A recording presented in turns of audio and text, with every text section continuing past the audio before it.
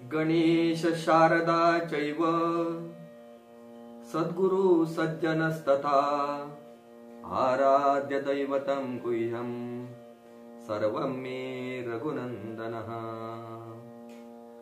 मला वाटते अंतरित्वा वसावे तुझ्या दासबोधासित्वा बोधवावे। अपत्या परी पाववी प्रेम ग्रासा महाराजया सद्गुरु रामदासा।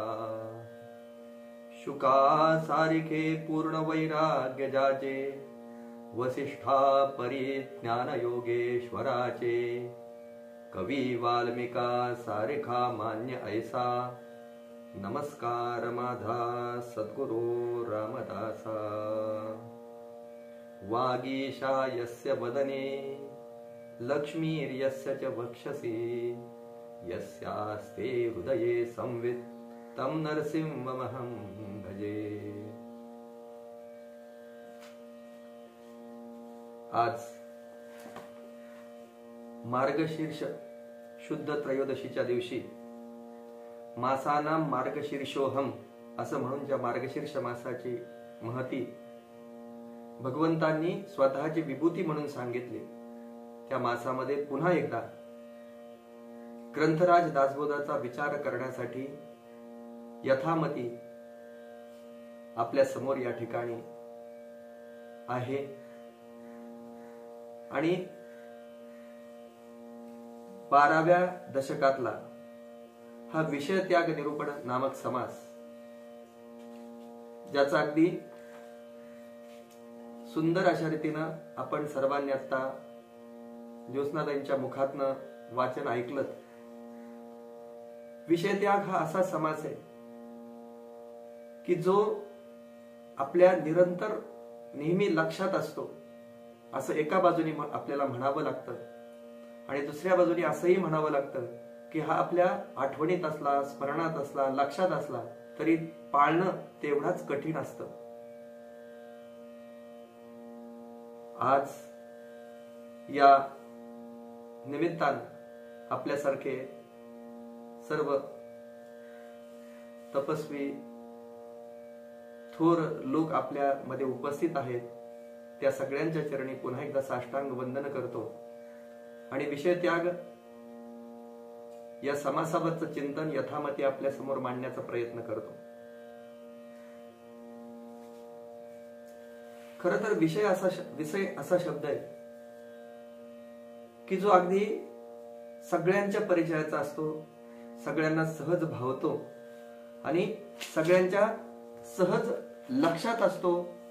आपण जसा आता विचार केला तसं हा विचार केला तर 20 धातूपासून, सिय धातूपासून, सिय म्हणजे शिवणे, एकत्र बांधणे असा त्याचा मूळ अर्थ आहे। विषय हा बंधन निर्माण करणारा आहे आणि हे बंधन म्हणजे काही सुख नसतं। या मनुष्य जीवनात आल्यानंतर अनेक प्रकारचे विषय जरी आपल्याला समोर दिसत असले तरी त्या सगळ्यांचं अगदी 5 विषयामध्ये आपल्याला वर्गीकरण करता येते। आणि मग या आपल्या समोर अनेक वेळा असं सगळेजण सांगतात की विषय त्याग करायचा, विषय त्याग करायचा। आणि मग विषय त्याग करायचा म्हणजे नेमकं काय करायचं? या इंद्रियांना त्यांच्या सुखापासून, त्यांच्या विषयापासून दूर ठेवायचं। मग या इंद्रियांना संपूर्णपणे त्यांच्या सुखापासून दूर ठेवायचं का? आणि असा त्याग केल्या वाचून परमार्थ साधत नसला तर मग काही थोर लोकांना, काही विभूतींना हा परमार्थ कसा काय सिद्ध झाला याचा प्रश्न आपल्या समोर पडतो। मग प्रापंचिक माणूस या परमार्थाचा अधिकारीच नाही का अशी शंका आपल्या मनात निर्माण होते। आणि मग प्रापंचिकानं परमार्थ करायचा की नाही, सर्वमान्य आणि तर्कशुद्ध असं उत्तर या समासातून आपल्याला मिळतं की विषय त्यागाच्या वाचून किंवा वैराग्या वाचून कोणालाही परमार्थ साधतच नाही, हे निर्विवाद आहे। निर्विवाद सत्य की विषय त्याग पाहिजे आणि वैराग्य पाहिजे, हे दोन्ही असल्याशिवाय परमार्थ साधत नाही। मग हेच असलं तर या समासाची सुरुवात करताना समर्थांनी अगदी एका शाश्वत सिद्धांताने केली. न्याये निष्ठुर बोलणे बहुतास वाटे कंटाळवाने, मळमळ करिता जेवणे विहित नव्हे. या अगदी सुटसुटीत अशा ओळीनं समर्थांनी या समासाची सुरुवात केली. तर्कशुद्ध असलेलं बोलणं, न्यायाचं बोलणं, नीतीला धरून बोलणं आजकाल लोकांना पटत नाही किंवा कंटाळवाणं वाटतं. आणि दुसरीकडे विनोदाचं बोलणं, विषयाला धरून न बोलणं आणि लोकांच्या आवडीचं बोलणं, विविध विनोदाच्या साह्याने बोलणं, हे मात्र लोकांना आजकाल आवडायला लागलं. याची अनेक उदाहरणं आपण समोर पाहतो. एखादा शुद्ध परमार्थाचा कार्यक्रम असेल, कथा चालू असेल, एखादा चांगला वक्ता एखादा विषय मांडत असेल, तर अनेक वेळा लोकांना बोलावं नाही, तिथे लोकांची संख्या कमी असते. या उलट दुसऱ्या बाजूनी एखादा कॉमेडी शो चालू असेल, एखादा लोकांना आवडणारा व्यक्ती असेल, तर तो भले काही सांगू द्या, पण तिथे गर्दी जास्त असते. म्हणून समर्थांनी या समासाची सुरुवात, विषय त्याग समासाची सुरुवात करताना सांगितलंय, श्रोता वक्ताचे दुर्लभ आपण म्हणतो, न्याये निष्ठुर बोलणे बहुतास वाटे कंटाळवाने, मळमळ करिता जेवणे विहित नव्हे. समर्थांनी दृष्टांत पण छान दिलाय. अगदी एखाद्या माणसाला अपचन झालेलं असावं आणि त्याला मळमळ होत असते, त्याला जिभेला चव नसते, अशा वेळी त्याला जेवावं वाटेल का? तर नाही वाटणार जेव्हा. अगदी तसंच आहे, लोकांना हे तर्कशुद्ध आणि स्पष्ट बोलणं, न्यायनीतीला धरून बोलणं आवडत नसतं. मग बहुत विषयी निंदिले आणि तेच सेवित गेले, विषय त्यागे देह चाले हे तो घडेना. दुसऱ्या ओळीमध्ये म्हटले की पुष्कळ लोक विषयाची किंवा देह सुखाची निंदा करतात. आपणही अनेक वेळा असं अनेक याच्यातनं सांगत असतो की विषय सेवन करू नये, पण आपण काय करतो? आपण नारद भक्ती सूत्रामध्ये पाहिलं की विषय त्याग करणं म्हणजे विषयाचा संपूर्ण त्याग करणे नव्हे, तर ते फक्त देहाचं जिथपर्यंत पोषण होईल तोपर्यंत त्या विषयाचं सेवन करणं.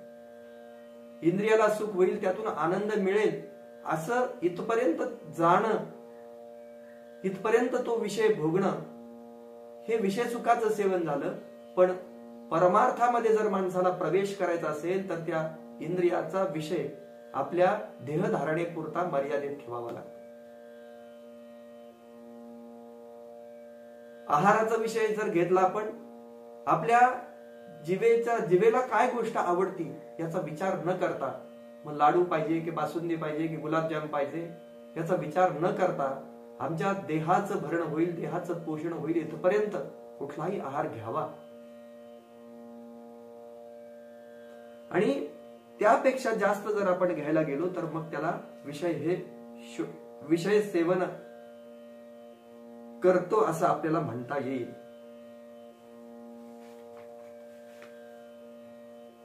असं पण आपण समाजामध्ये पाहतो की कित्येक लोक भाषण ठोकताना, एखादी विषय मांडताना अगदी एवढी उदाहरणं देतात, इतक्या गोष्टी सांगत असतात, पण प्रत्यक्ष आचरणात त्यांच्या जीवनामध्ये जेव्हा आपण डोकावतो तेव्हा ते एकाही गोष्टीचं अनुकरण करताना आपण दिसत नाही. एका बाजूनी यथा चित्तम तथा वाचो, यथा वाचस तथा क्रिया, चित्ते वाची क्रिया यांच्या साधू नामेक रूपता. जी गोष्ट चित्तात आहे ती क्रियेमध्ये उतरवणं, याला साधुत्व म्हटलं जातं, सज्जनता म्हटली जाते. दुसऱ्या बाजूला इथं समर्थ असं सांगतात की बोलणे एक चालणे एक, त्याचे नाव हीन विवेक, येणे करिता सकळ लोक हसो लागते. मनुष्याच्या बोलण्यात आणि चालण्यात एकपणा नसेल, एकत्व नसेल तर त्याला विवेकहीन मनुष्य असं म्हटलं जातं. आज भाषणामध्ये मोठमोठ्या गप्पा मारल्या आणि संध्याकाळी त्याप्रमाणे जर त्याचं आचरण नसेल, दुसऱ्या दिवशी जर त्याप्रमाणे त्याचं आचरण नसेल आणि त्याच्या कालचं भाषण ऐकण्यासाठी, कालचं त्याचा विषय मांडणी ऐकण्यासाठी जे तिथे उपस्थित असतील त्यापैकी एखाद्याने जर पाहिलं की अरे या समोरच्या वक्त्यानं आज या गोष्टी एवढ्या सगळ्यांच्या समोर जोरकसपणे मांडल्या आणि आज संध्याकाळी बघतोय हा याच्या अगदी विरुद्ध वागायला लागतोय, दुसऱ्या दिवशी पाहिलं तर तो त्याच्या अगदी विरुद्ध वागायला लागतो. मग हा विवेकहीन मनुष्य.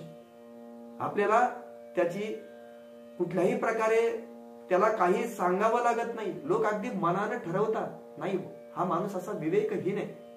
कारण आता एक बोलतोय, त्याच्यानंतर याच्या आचरणामध्ये दुसरं असतं. आणि समर्थांचा दासबोध हा ग्रंथ सगळ्यांना एवढा जवळचा का वाटतो? तर एकतर भाषा आजच्या काळाला अनुकूल, दुसरं म्हणजे आमच्या मनात जे आहे ते या ग्रंथामध्ये अगदी सहजपणानं सुटसुटीतपणानं समोर मांडलेलं.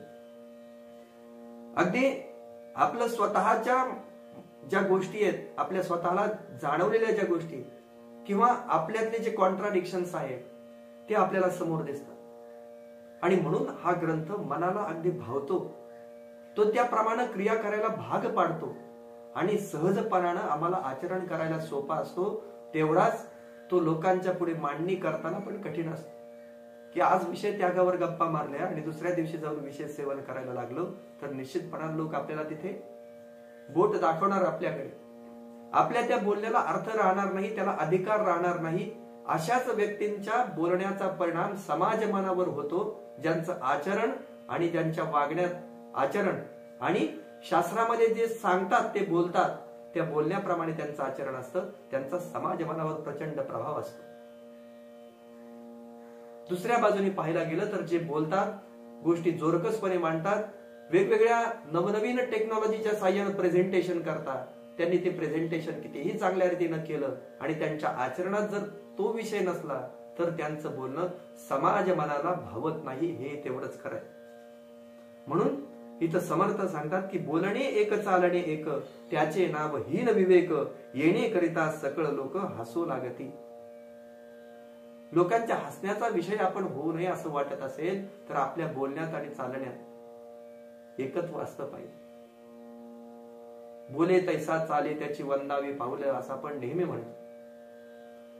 आजकाल आपल्याला असं वाटायला लागले की या समोर लोकांना सांगण्याच्या गोष्टी वेगळ्या आहेत आणि आपण प्रत्यक्ष जीवन जगताना जे करावं लागतं ते वेगळं आहे. पण खरं जर पाहायला गेलं तर या बोलण्याच्या चालण्याच्या गोष्टी वेगळ्या नाहीत. जे आपल्या आचरणामध्ये असतं तेच आपण बोलून दाखवलं तर त्याचा समाज मनावर खूप जास्त प्रभाव पडतो. मग कितीही प्रसिद्ध व्यक्ती असू द्या, तिनं आज एखादी गोष्ट आपल्याला सांगितली, त्याच्या आचरणात नसली तर आपल्याला त्याविषयी, त्या व्यक्तीविषयी तेवढा आदरभाव, तेवढा पूज्यभाव आपल्या मनामध्ये राहत नाही. हे तेवढंच खरंय. विषय त्यागे विण तो काही, परलोक तो प्राप्त नाही, ऐसे बोलणे ठाई ठाई बरे पहा. आपल्याला सांगितलं जातं, नेहमी आपल्या मनावर आदळत राहतं की या विषयाचा त्याग केल्याशिवाय परमार्थ साधत नाही. परमार्थ साधना नाही म्हणजे आपल्याला परलोक प्राप्त होत नाही, स्वर्गामध्ये आपल्याला जागा मिळत नाही, असं आपण वेळोवेळी ऐकत असतो. या विषय त्याग करणं एवढं सोपं आहे का हो? तर निश्चितपणे हे सोपं नाही, अवघड. मग या मनुष्य जीवनात येऊन आपल्याकडनं विषय त्याग करायचा म्हणजे काय सगळे विषय सोडून एका जागेवर बसायचं असं नाही. आपण वारंवार त्याचा विचार करत आलो. देहभरणापुरते प्रत्येक विषयाचं आपण सेवन केलं पाहिजे. आणि मग कधी कधी आपल्याला या सगळीकडची संपूर्ण जगात चाललेल्या गोष्टी पाहिल्या, मोठमोठी लोक पाहिली, समाजसेवा करताना पाहिली, समाज जीवनातून उतराई होताना ती पाहिली की आपल्याही मनात कधी कधी असं वाटतं की आपणही या समाजासाठी काहीतरी करावं, या समाजासाठी काहीतरी आपण देत राहावं, असं आपल्या मनात कुठेतरी इच्छा होती. समर्थांनी या समासामध्ये ते पण सांगितलंय, ज्याला पोटभर अन्न मिळालंय त्याला अशी काहीतरी इच्छा होईल, पण ज्याला अन्नाचीच भ्रांती आहे, त्याला दुसरा एखादा मनुष्य चांगलं जेवण खात असेल तर त्याच्याविषयी कसा आदर वाटेल. म्हणून मनुष्य हा समाजात राहणारा मनुष्य आहे, समाजशील प्राणी आहे. आणि मग आपला एखादा बांधव जर उपाशी असेल आणि आपल्याला जर सगळं व्यवस्थित मिळत असेल तर त्याच्यासाठी काहीतरी करणं हे आपलं कर्तव्य ठरतं. दुसऱ्या बाजूने याचा विचार जर केला तर असे कित्येक लोक आपण समाजामध्ये पाहतो की ज्यांना स्वतःला आपल्याला गरीब म्हणून घ्यायला आवडतं, पण प्रत्यक्ष पाहता त्यांच्या जीवनामध्ये सर्वीकडे सुकाळ असतो. कष्ट प्रत्येक मनुष्याला करावे लागतात, प्रत्येक व्यक्तीला करावे लागतात. त्यातून तो आपल्या उपजीविकेचं साधन त्याने मिळवावं, स्वाभिमानानं जगावं, ही मनुष्य जीवनाची इतिकर्तव्यता आहे. असेल कदाचित काही प्रारब्धाप्रमाणे एखाद्या मनुष्याला 2 दिवस काम मिळेल, तिसऱ्या दिवशी काम मिळणार नाही. पण हे काम करत असताना त्यातून मिळणारा आर्थिक लाभाचा जेव्हा विचार होतो, तेव्हा तो आर्थिक लाभ त्यानं व्यवस्थितरित्या त्याची गुंतवणूक केली पाहिजे. उद्याचा विचार केला पाहिजे, पुढच्या 2-4 दिवसाचा विचार करून त्याप्रमाणे वागलं पाहिजे. आलं त्या दिवशी दिवाळी करायची आणि नंतर शिमगा करायचा असं आपण नेहमी म्हणत असतो. अशा प्रकारचं जर वागणं असेल तर मग दुसऱ्या बाजूने त्या मनुष्याला मनुष्य जीवनातली इतिकर्तव्यताच समजली नाही, नवे तो मनुष्य म्हणून जगण्याला अपात्र असतो. एका बाजूने आपल्यावर समाजाचं ऋणातून, या समाज ऋणातून मुक्त होण्याची जबाबदारी असते, तर दुसऱ्या बाजूने प्रत्येक व्यक्तीला हे बंधनकारक असतं की नीती न्यायानं आपण यथायोग्य स्वावलंबनानं आपलं जीवन जगलं पाहिजे. आपला भार शक्यतो कुणावरही पडता कामा नये, यासाठी प्रत्येक मनुष्यामध्ये कृतज्ञता ही असली पाहिजे. आणि यासाठी एक छोटस दृष्टांत आपल्या समोर ठेवायचा आहे की एक मध्यमवर्गीय घरामध्ये राहणारी गृहिणी असते आणि आपण म्हणतो की महिलांना दागिन्यांची फार आवड असते. तिच्याही घरात, या गृहिणीच्या घरात कुणातरी नातेवाईकाचं लग्न असतं आणि मग ती स्वतःही स्वावलंबी असते, स्वतः मिळवणारी असते. एक श्रमातला पैसा वाचून ती स्वतःसाठी चपलाहार बनवते. त्यासाठी एक पैसा तिने कष्टाने मिळवलेला असतो आणि हा चपलाहार बनवते. चपलाहार बनवल्यानंतर ती येऊन आरशात तो हार घालते आणि बघते. आता कुठल्या स्त्रीला चपलाहार बनवला की त्याच्यावर लगेच कान सुने वाटायला लागतात, याच्यावर मॅचिंग कानातलं पाहिजे असं तिला वाटायला लागतं. चपलाहार आता बनवलाय, त्या डिझाईनला मॅचिंग असं कुठलं तरी कानातलं असलं पाहिजे असं तिला वाटायला लागतं. मग ती म्हणते आता आपण कानातलं बनवू. मनुष्याचा विषयाची इच्छा आहे, विषयाचा भोग घेण्याची इच्छा आहे, ती कधी कमी होत नाही. आपण अनेक वेळा त्याचा विचार करून आलो.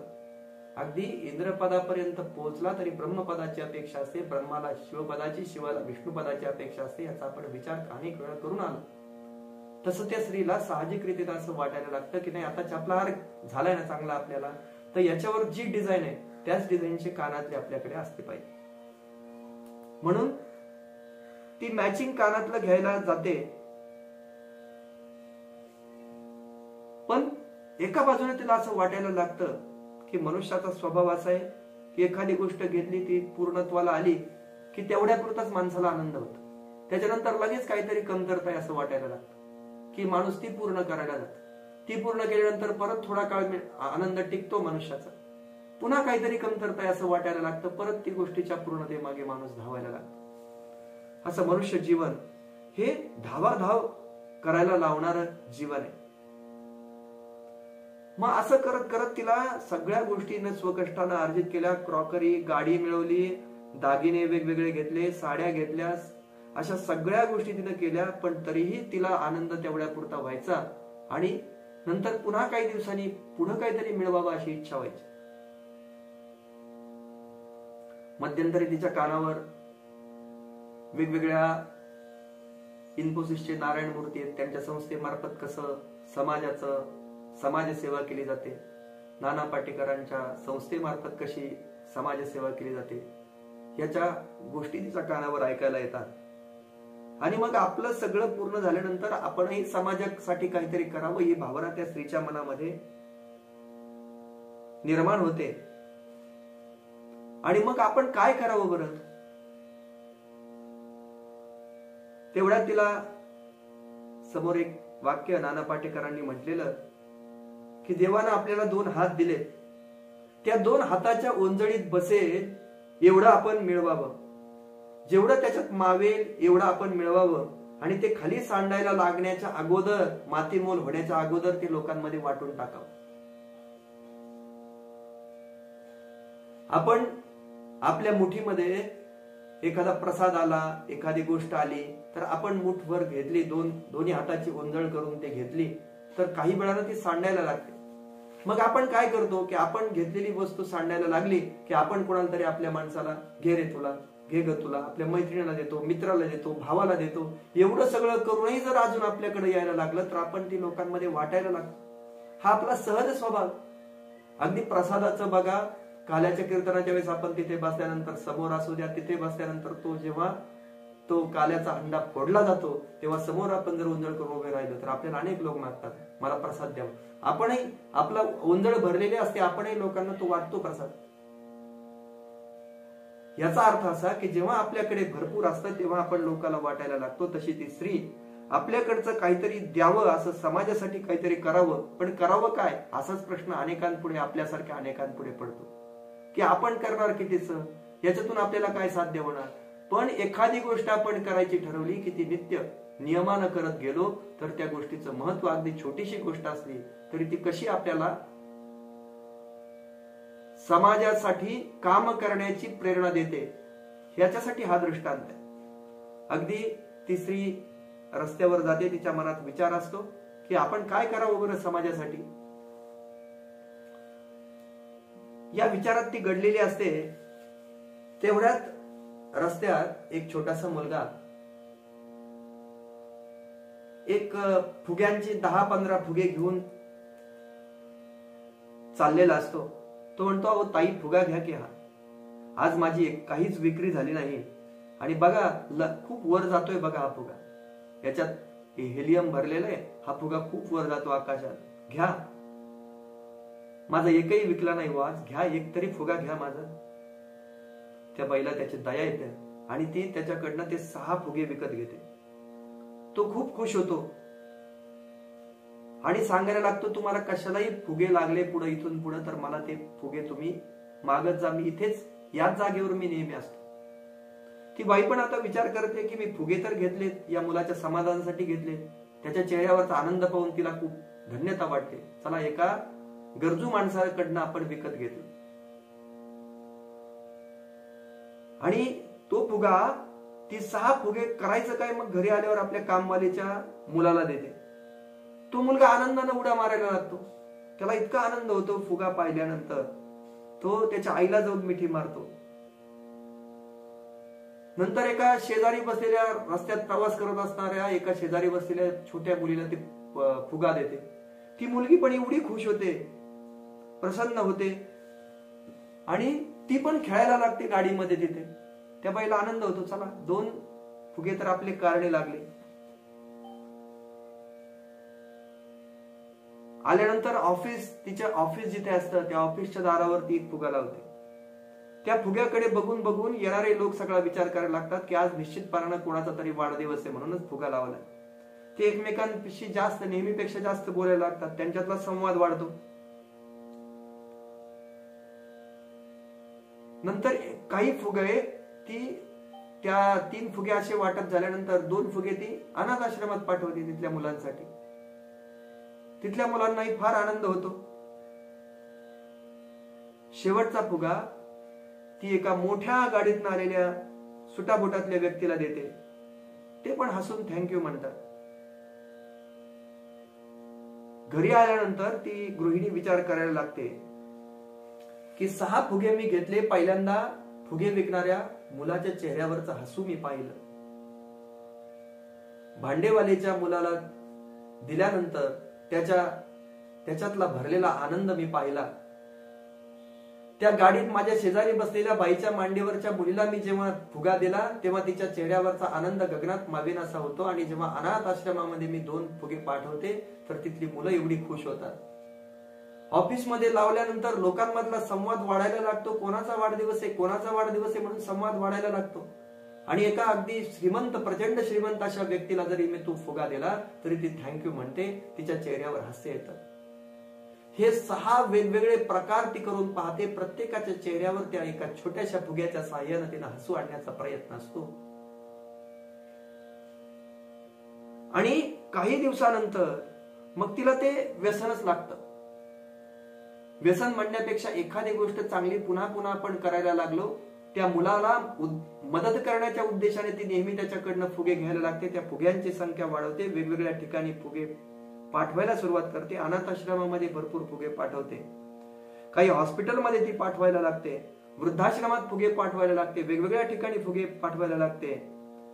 आणि मग तिला माहित नसलेल्या लोकांकडून मेसेज यायला लागतात, तिचं कौतुक व्हायला लागतं. काही दिवसांनी तिला फुगेवाली बाई म्हणून, फुगेवाल्या मॅडम म्हणून सगळेजण ओळखायला लागतात. आणि एक छोटस काम जे समाजाच्या फारसं उपयोगी असेल नसेल, पण मनानं जेव्हा ध्यास घेतला की नाही या समोरच्या मुलासाठी, याच्या भुकेसाठी मला काहीतरी करायचंय आणि अनेकांच्या चेहऱ्यावर मला आनंद आणायचा आहे, हा विचार करून जेव्हा ती गृहिणी ती फुगे वाटायला लागते, तेव्हा अगदी थोड्या थोड्या पैशातनं तिला मिळणारा आनंद आहे तो अगदी पराकोटीचा अशा प्रकारचा आनंद मिळतो. आणि मनुष्य जीवन हे मनुष्याचं त्यासाठीच आहे की त्यातनं मिळणारा आनंद हा आपण घ्यायचा असतो. अगदी छोट्या छोट्या गोष्टीतनं मिळणारा आनंद आपण घेत राहिलो तर आपल्याला या विषयांचं खूप खोलपर्यंत सेवन करण्याची गरज पडणार नाही. आपल्यालाही या सगळ्या बाबतीत फारसं आकर्षण राहणार नाही. या पाचही विषयाकडे, हे सगळे विषय जे सगळ्या विषयांचं जे 5 विषयामध्ये वर्गीकरण केलंय, त्या 5 विषयांमध्ये सीमित होत असले तरी हे 5ही विषय एका विषयाच्या साह्याने जर मनुष्य अकल्याणाला प्राप्त होत असेल, एखाद्याचं जीव जात असेल, तर हे 5ही विषय सेवन करणारा मनुष्य नावाचा प्राणी किती या सुईच्या टोकावर बसलेला आहे, किती त्या बॉम्बच्या टोकावर बसलेला आहे, याची जाणीव आपल्या मनामध्ये नेहमी असली पाहिजे. अगदी शंकराचार्यांचं उदाहरण आपण पाहिलं तर ते पण म्हणतात, श्रेय प्रेयश्च लोके द्विविधम अभिहितम काम्यम अत्यंतिकंच काम्यम दुःखैक बीजम क्षणलव विरसम तच्चिकीर्षन्ति मंदहा. शतश्लोकीमध्ये आचार्यजी म्हणतात, श्रेयस म्हणजे परमकल्याण करणार आणि प्रेयस म्हणजे तात्कालिक कल्याण करणार. आत्यंतिक श्रेयस म्हणजे परमकल्याण, परमात्म्याची प्राप्ती, आणि काम्य श्रेयस म्हणजे परलोकातील विषय, जसं स्वर्ग प्राप्ती. आणि काम्य प्रेयस, श्रेयस आणि प्रेयस हे 2 शब्द आहेत. त्यातला श्रेयस हा शब्द परलोकातल्या विषयाशी संबंधित आहे आणि प्रेयस हा शब्द या इहलोकातल्या विषयाशी संबंधित आहे. काम्य प्रेयस म्हणजे गाडी बंगला वगैरेच्या साह्याने मनुष्य जो आनंद मिळवतो तो प्रेयस, काम्य प्रेयस या सदराखाली येतो. आणि परलोकातले विषय जसे स्वर्ग प्राप्ती, अप्सरा, स्वर्ग सुख यासारखे विषय ते काम्य श्रेयस या सदराखाली येतात. मग हे काम्य म्हणजे विषय हे कसे आहेत तर काम्यम दुःखैक बीजम, हे दुःखाचं बीज आहे. हे जे विषय आहेत ते कसे आहेत, ते दुःखाचं बीज आहे. विषयाची अभिलाषा होती तोपर्यंत धावाधाव करणं, गाडी बंगला घेण्यासाठी कष्ट करून पैसा मिळवणं, मिळाले की आनंद वाटणं, तो तात्पुरता टिकणं, काही दिवसानं पुन्हा दुसरी अपेक्षा मनुष्याच्या मनामध्ये निर्माण होणं, ती मिळवण्यासाठी पुन्हा धावाधाव करणं, असं त्या दुष्टचक्रामध्ये मनुष्य अडकतो. त्याला दुःखैक बीजम असं म्हटलं जातं. या विषयांना दुःखैक बीजम म्हटलं जातं. विषय प्राप्त झाला आणि मनुष्याची वृत्ती अंतर्मुख झाली, त्याच्यात अंतरात्म्याचा प्रकाश पडला आणि त्यामुळे आनंद झाला. पण तो आनंद, अंतरात्म्याचा प्रकाश आपल्याला तेवढ्या पुरताच टिकवता आला. पुन्हा आपल्याला जर बहिर्मुख झालो तर मग त्या बहिर्मुख झाल्यानंतर हा आनंद आपल्यामध्ये फारसा टिकत नाही आणि मग पुन्हा आपल्या पुढच्या विषय, या विषयापेक्षा मोठा विषय मिळवण्याची आपल्याला बुद्धी होते. म्हणून श्री तुकाराम महाराज पण सांगतात, इंद्रपदाधिक भोग, भोग नव्हे तो भवरोग. इंद्रपदाधिक जे भोग आहे ते भोग नाही तर तो भवरोग आहे, तो व्याधी आहे, तो मनुष्याचा स्वस्थपणा नाहीये.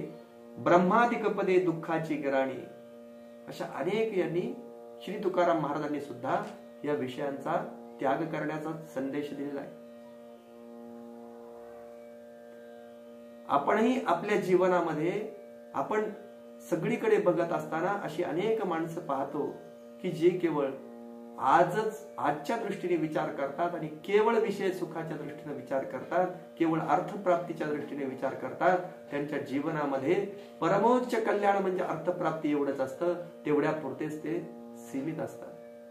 पण मनुष्य कितीही मोठा होऊ द्या, कितीही त्याच्याजवळ पैसा येऊ द्या, कितीही त्याची प्रसिद्धी असू द्या, पण काही काळानंतर समाजशील प्राणी असल्यामुळं आपण या समाजासाठी काहीतरी करावं, दुःखितांसाठी काहीतरी करावं, दीनांसाठी काहीतरी करावं, यासाठी तो नेहमी प्रयत्नशील राहतो.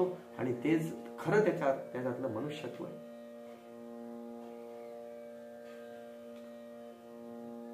आपल्याला साधा काटा मोडला तर दुःख होतं.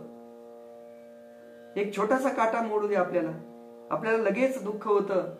आणि एखादा कुत्रा जर हाडूक चघळायला बसला तर त्या हाडकामुळं, त्या हाडकाच्या कडांमुळं, त्या धारेमुळं त्याच्या शिरडीतून रक्त यायला लागतं आणि त्याला वाटतं की आता खरी मजा सुरू झाली. त्याला वाटतं त्या हाडकातनं रक्त येतंय, त्या हाडकातनंच हे रक्त येतंय. तो स्वतःच रक्त आनंदानं प्यायला लागतो, चगळत प्यायला लागतो. आपल्याला विषय पण असे सुखावह वाटतात, आपण आपली संवेदनशीलता त्यात गमावून बसतो. आपण ही संवेदनशीलता गमावून बसलो की गेंड्याच्या कातडीचे होतो. मग अनावश्यक असा साठा आपण करत बसतो आणि मग हा साठा आपण तोपर्यंत करत राहतो जोपर्यंत आपल्या अंतर्मनातला विवेक जागृत होत नाही, तोपर्यंत हा साठा आपण करत बसतो.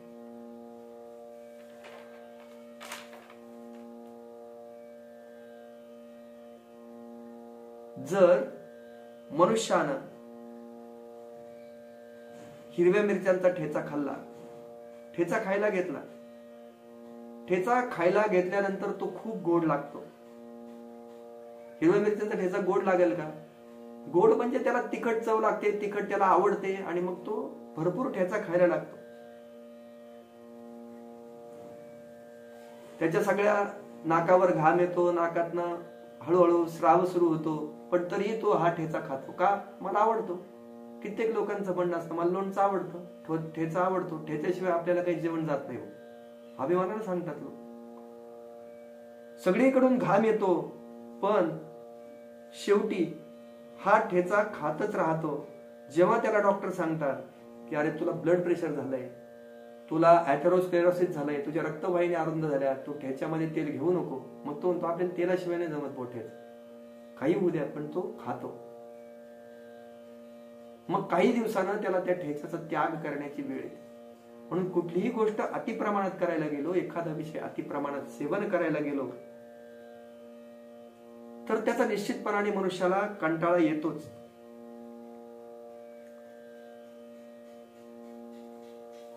दे प्रपंची खाती जीवती, परमार्थी काय उपवास करीती, उभयता सारखेच दिसती विषयाविषयी. समर्थांचं बोलणं अगदी सरळ रोखठोक आहे. मग एकीकडे आपण म्हणतो की प्रपंच माणसं खातात, पितात, विषयाचं सेवन करतात आणि मग परमार्थी काय उपाशी राहतात का? ते काही जेवण करत नाहीत, ते काही विषयांचं सेवन करत नाहीत आणि दोघं सारखेच दिसतात ना. प्रपंचीन परमार्थी ओळखायचं कशावरून? मग हे नेमकं कसं? या प्रश्नाचं समाधान आमचं करावं असं या ठिकाणी समर्थांनी प्रश्न उभा केलाय. विषयांचा संपूर्ण त्याग केला तरच परमार्थ करता येतो असं म्हटल्यानंच खरा गोंधळ होतो, हे पण पुढच्या ओळीत समर्थ सांगतात. वैराग्य करावा त्याग तरीच परमार्थ भोग, प्रपंच त्यागे सर्व सांग परमार्थ घडे. वैराग्याच्या पार्श्वभूमीवर विषयांचा त्याग केला तरच परमार्थ साधता येतो, परमार्थ साधण्याचा योग येतो. प्रपंचाचा त्याग केल्याने सर्वांगीण परमार्थ घडतो. पूर्वी सगळे जे जे मोठे लोक होऊन गेले, ज्ञानी लोक होऊन गेले, त्यांनी पण परमार्थासाठी भरपूर कष्ट सोसले, त्यानंतर ते जगामध्ये विख्यात झाले असं समर्थ या ठिकाणी सांगतात.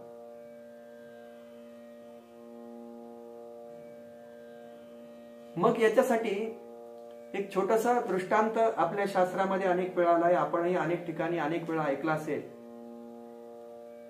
कुरंग मातंग पतंग भृंग मीना हताहा पंचभीरेव पंच एकः प्रमादी स कथन हन्यते ह्या सेवते पंचभीरेव पंच. अगदी कुरंग म्हणजे हरिण, मातंग म्हणजे हत्ती, पतंग म्हणजे आपल्या सगळ्यांना माहिती दिव्याच्या भोवती रात्री तो छोटासा किडा येतो त्याला पतंग असं म्हणतात. नंतर मीन म्हणजे मासा आणि भृंग म्हणजे भुंगा. हे पाचही जण केवळ एक विषयाच्या सेवनाने त्यांचा नाश होत असेल तर पाचही विषयाचं सेवन करणारा मनुष्य प्राणी किती त्याचा नाश किती लवकर होईल. या विषयामध्येच तो अडकून राहिला तर त्याचा नाश लवकर होईल. त्याचं संपूर्ण जीवन मनुष्य दुर्लभ अशा प्रकारचा मिळालेला मनुष्य देह या मनुष्य देहात येऊन संपूर्ण जीवनाचं सार्थक करण्याचं जे त्याच्यावर नैतिक जबाबदारी असते त्यापासून तो भरकटला जाईल. आणि म्हणून आपण नेहमी उदाहरण पाहिले की कुरंग नावाचा हरिण म्हणजे हरिण हे जे आहे ते नादानं शिकार होतं, म्हणजे आवाजानं शिकार होतं. हत्ती स्पर्शानं, लाकडाच्या हत्तीच्या स्पर्शानं तो शिकार होतो. पतंग दिव्यावर झडप घालून रूपामुळे शिकार होतो. मीन मासा अर्ध्या गांडुळाची लालसा धरतो आणि त्यामुळे त्याचा नाश होतो. आणि भुंग्यासारखा कमळाच्या याच्यामध्ये जाऊन, गुलाबामध्ये जाऊन, कमळाच्या याच्यात जाऊन त्याच्या वासामुळे तो तिथेच मरण पावतो, दम कोंडून मरण पावतो. एकीकडे झाडालाही पोखरून काढणारा, कठीणातल्या कठीण झाडाला पोखरणारा, पण या कमळातील याचा सुगंध घेण्यासाठी त्याच्यामध्ये तो दम कोंडून भुंगा मरून जातो. मग या 5 विषयांच्या सेवनानं हे 5 प्राणी एक विषय सेवन करून जर सहज त्यांचा नाश होत असेल तर या 5ही विषयांचं एकत्रितरित्या सेवन ज्या मनुष्य प्राण्याकडून होतं तो प्राणी किती या विषयाच्या तोफेवर बसलेला आहे, विषयाच्या तोंडी पडलेला आहे, विषयासारख्या बॉम्बच्या तोंडावर बसलेला आहे. याच्यापासून दूर होणं ही त्याच्यासाठी अत्यंत आवश्यक असतं. यासाठी हा विषय त्याग नावाचा. समर्थ काय सांगतात, वैराग्य करावा त्याग तरीच परमार्थ भोग, प्रपंच त्यागे सर्व सांग परमार्थ घडे. वैराग्याच्या पार्श्वभूमीवर जर विषयांचा त्याग केला तरच परमार्थ साधण्याचा योग होतो. हे जे परमार्थ साध्य करायचंय तो केवळ विषयाच्या त्यागानं साध्य होतो असं जेव्हा आपण म्हणतो तेव्हा तो विषय त्याग हा विषय त्यागाचा जो विचार आपण नारद भक्ती सूत्रामध्ये करून आलो किंवा अगदी माऊलींच्या ओवीमध्ये सांगितलेलं आहे की विषय भोगी जे सुख ते साध्यंतची जाण दुःख, परी कायकी जे मूर्ख न सेविता न सरे. विषय भोगले दुःखमय आहेत ते विषय क्षणात नाहीसे होणारे तरी मूर्ख लोकांना ते हवेसे वाटतात. म्हणून विषय सुखामध्ये हित नाही. मग हित कशात आहे तर विषय सुखाच्या विरुद्ध असणारं तत्व प्राप्त करून घेण्यात सुख आहे. असं तत्व कोणतं तर परमार्थाची प्राप्ती, परमात्मा पांडुरंगाची निश्चित अशी सुखदायी प्राप्ती, सर्व सुखाचे आगर बाप रखुमा देवीवर असं जेव्हा संत म्हणतात ते याच्यासाठी.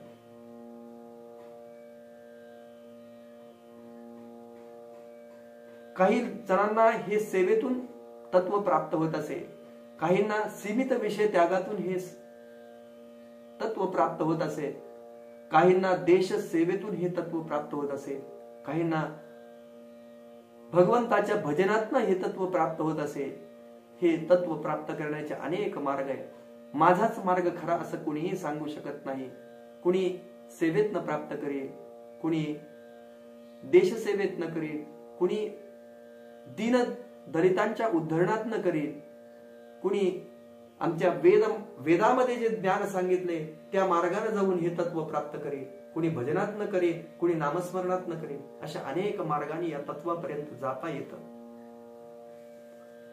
मग हे विषय सुखाच्या विरुद्ध असणारं तत्व जर प्राप्त करायचं असेल तर यासाठी देह जगवण्यासाठी आवश्यक असणारा जे विषय आहेत ते या देहाला जगवण्या इतपत त्या विषयांचं सेवन त्याच्याकडनं केलं जावं. मग हे परमार्थाचं जे सुख आहे ते मात्र अवीट सुख आहे, ते चिरकाल टिकणारं, निरंतर टिकणारं अशा प्रकारचं सुख आहे. परमार्थ प्राप्तीसाठी जो प्रयत्न करतो तो शहाणा मनुष्य, म्हणून हरिपाठात शहाणा तो धनी येतोय ते असं म्हटलंय. आपल्या हितासाठी परमार्थ प्राप्ती, ज्यानं परमार्थाची लाज सोडली, अनेकांना परमार्थात जाताना लाज वाटत असते, याचा विचारही आपण अनेक वेळा करून आलोय. संसार सोडला, नातेवाईकांना हितकर्ते न समजता साधू संत महात्मे आपले गुरु यांना आपलं हितकर्ते मानलं, त्यांनी सांगितलेल्या मार्गावर आपण चालायला लागलो, मार्गक्रमणा केली, विषयाचा त्याग केला की मग साधक होता येतं, भक्त होता येतं. आणि मग वारकरी झालो, आपण समर्थांच्या सेवेमध्ये गेलो, या दासबोधाचा आम्ही विचार करायला लागलो, आम्ही रामदासी झालो, अगदी प्रपंचामध्ये राहून आम्ही परमार्थाचं सुख घ्यायला लागलो की मग आपल्या हितासाठी आपण जागृत झालो असं आपल्याला म्हणता येतं.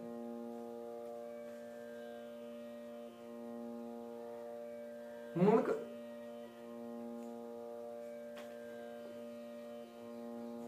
वैराग्य मुळीहून नाही, ज्ञान प्रत्ययाचे नाही, सुची आचार तोही नाही, भजन कैचे.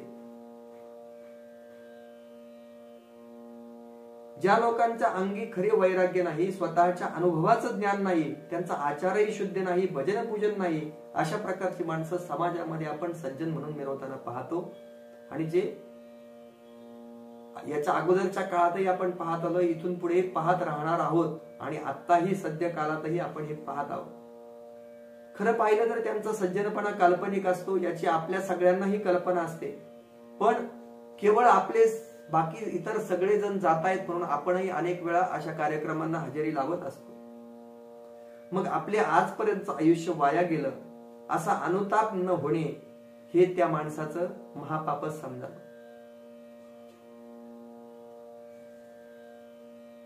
दुसऱ्या माणसाचा उत्कर्ष पाहून मनामध्ये विक्षेप निर्माण होणं, मत्सर जागा होणं, जे मला नाही ते तुला पण शोभत नाही असा मत्सराचा दृष्टिकोन असणं, ज्याला खायला अन्न मिळत नाही त्याला, ज्याला भरपूर अन्न मिळतंय त्याच्याकडे तो निर्मळ मनानं पाहू शकत नाही, त्याच्याकडे स्पष्ट अशा दृष्टीनं जो पाहू शकत नाही, त्यातलाच असा प्रकार आहे.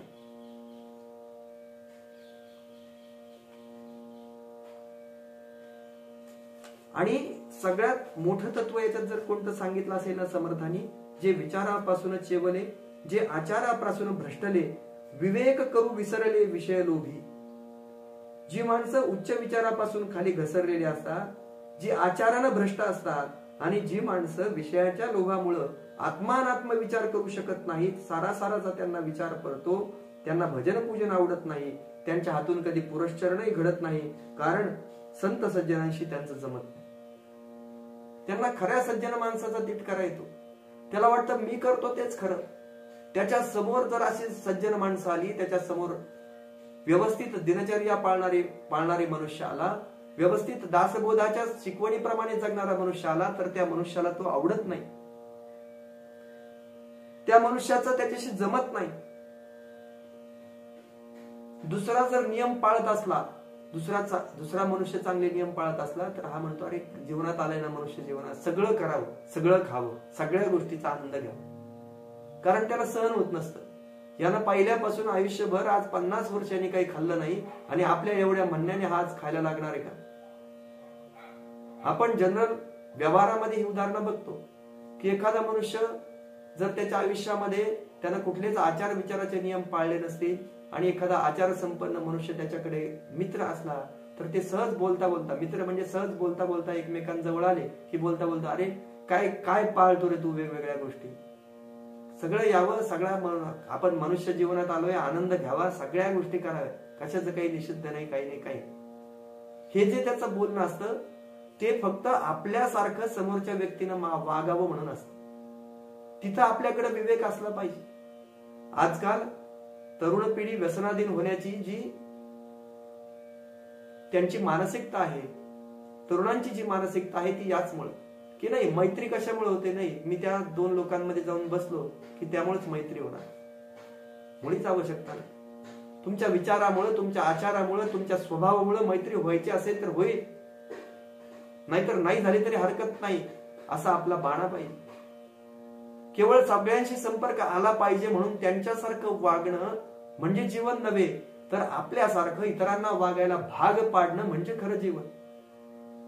आणि हेच समर्थ या ठिकाणी सांगतात की विषय त्याग करताना जो सीमित असावा, आपल्या देह भरणापुरता तो विषय त्याग करावा. आणि हा विषय त्याग करत असताना अशा प्रकारचा विषय त्याग करण्यास सगळ्यांना शिकवावं, आपल्या आजूबाजूच्या सगळ्यांना शिकवावं. उलट आपल्यापेक्षा एखादा जास्त विषय त्याग करत असेल तर त्यामुळं त्याच्याकडनं आपण ती गोष्ट शिकून घ्यावी, त्याच्याकडनं ती गोष्ट आपण शिकून घ्यावी. भजन तरी आवडेना, पुरश्चरण कदापि घडेना, भल्यास त्यास पडेना येत निमित्त. वैराग्य करुण भ्रष्टेना, ज्ञान भजन सांडेना, व्युत्पन्न आणि वाद घेना ऐसा थोडा. वैराग्य संपन्न असून भ्रष्ट होत नाही, ज्ञानी असून भगवंताचं भजन सोडत नाही, स्वतः विद्वान असून वादात कधी शिरत नाही, अशी माणसं फार थोडी आढळतात. नवे ती दुर्मिळ असतात. शेतात कष्ट केलं तर शेतात उत्तम पीक येतं. एखादी चांगली वस्तू असेल तर ती बाजारात लगेच विकली जाते, त्याला योग्य किंमत पण येते. त्याचप्रमाणे जो विवेक आणि वैराग्याने संपन्न असतो त्याच्याकडे जाणाऱ्या लोकांच्या उड्या पडतात. कष्ट करिता शेत पिके, उंच वस्तू तात्काळ विके, जाणत्या लोकांच्या कौतुके उड्या पडते.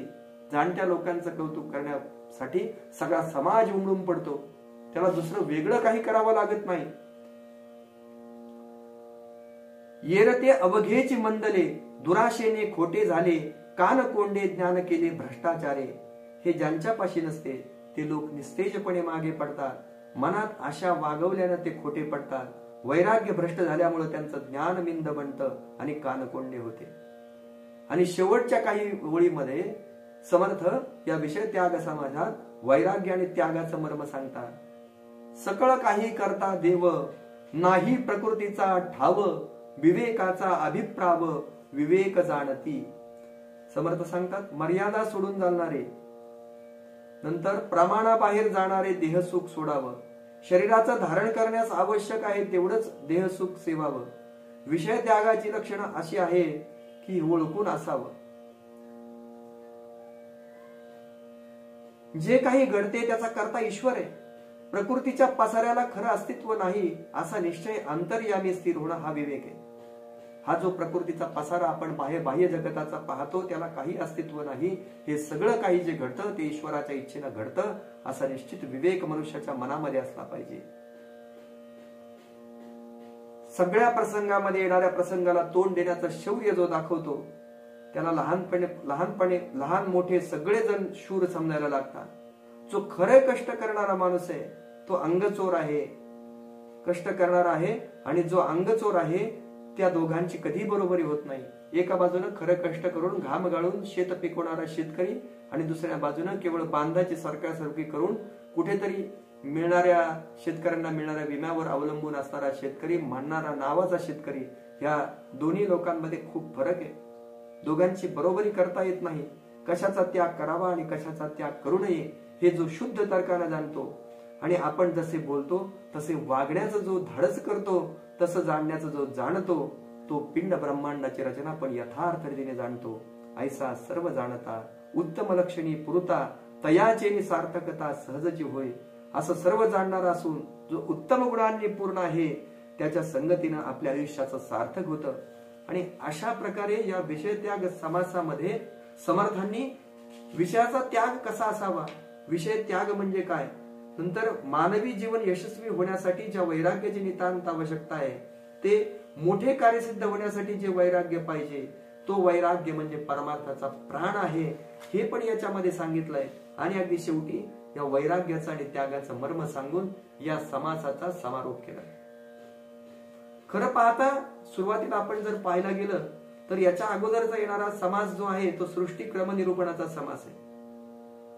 एकदम सृष्टीची उत्पत्ती सांगितली आणि आता लगेच विषय त्याग सांगायला लागले असं आपल्याला वाटायला लागतं.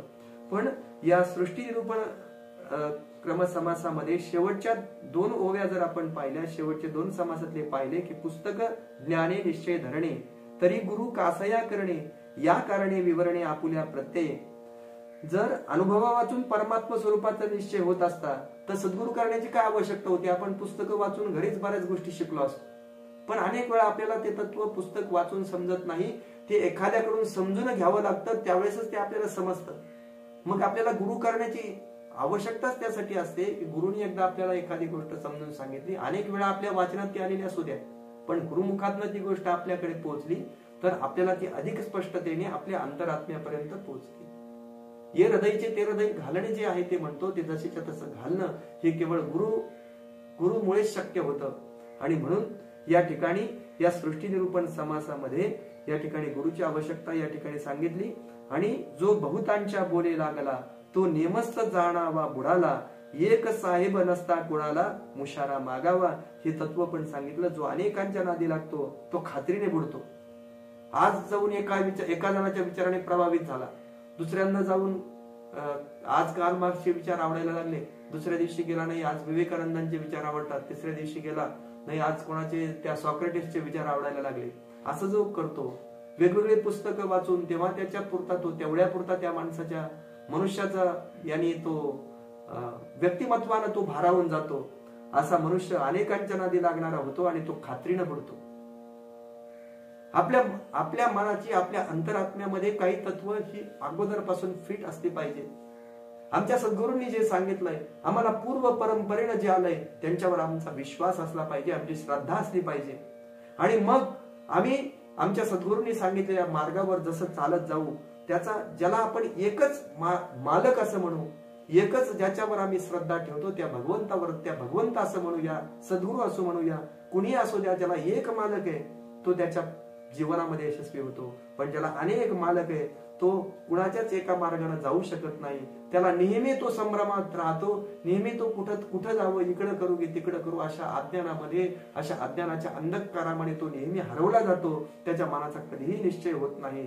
आणि म्हणून सृष्टी क्रमनिरूपण समासानंतर या सृष्टीची उत्पत्ती कशी झाली, त्यानंतर मग गुरु करावा आणि या गुरुच्या याने चालावं. आणि मग या परमार्थामध्ये जाण्यासाठी काय आवश्यक पाहिजे, तर त्यासाठी विषय त्याग पाहिजे. हे विषय त्याग नावाचं तत्व या 7व्या समासामध्ये समर्थांनी सांगितलं. आणि मग या विषय त्यागामध्ये विषय त्याग कसा करावा, विषय त्याग कुठपर्यंत सीमित असावा, इथपासून तो वैराग्याची थोडीशी पार्श्वभूमी यामध्ये सांगितली. इथपर्यंत समर्थांनी या विषय त्याग समासामध्ये वर्णन केलं की जो आपल्या सामान्य जीवाच्या दृष्टीने अत्यंत आवश्यक असा समास आहे. आम्हाला हा विषय त्याग समाज जर समजला, आम्ही तो आमच्या आचरणात आणला, तर आम्हाला जीवनात दुसरं काहीही करण्याची आवश्यकता लागणार नाही. आणि दासबोधामधला कुठलाही एक समास आमच्या जीवनाचा अविच्छिन्न भाग झाला तर आमचं जीवन हे सर्वार्थानं परिपूर्ण झाल्याशिवाय राहणार नाही, असं समर्थांचं बोलणं असतं. या ग्रंथराज दासबोधांचं आपल्याला सांगणं असतं, जे आपण नियमितपणे आत्मसात करूया. केवळ त्याचं वाचन करून नव्हे तर आमच्या अंतःकरणात ठसून यथा चित्तम तथा वाचो यथा वाचस तथा क्रिया, यापर्यंत आपल्या क्रियेमध्ये ते उतरवावं अशी प्रार्थना, आमच्या सगळ्यांच्या क्रियेमध्ये ते तत्व उतरावं अशी प्रार्थना आपण या समर्थांच्या चरणी, ग्रंथराज दासबोधांच्या चरणी, आपल्या सर्व संत सज्जनांच्या ठिकाणी मी हे करतो आणि या ठिकाणी थांबतो. कायेन वाचा मनसेंद्रियर्वा बुद्ध्यात्मना वा प्रकृती स्वभावात् करोमि यद्यत् सकलं परस्मै नारायणाय समर्पयामि.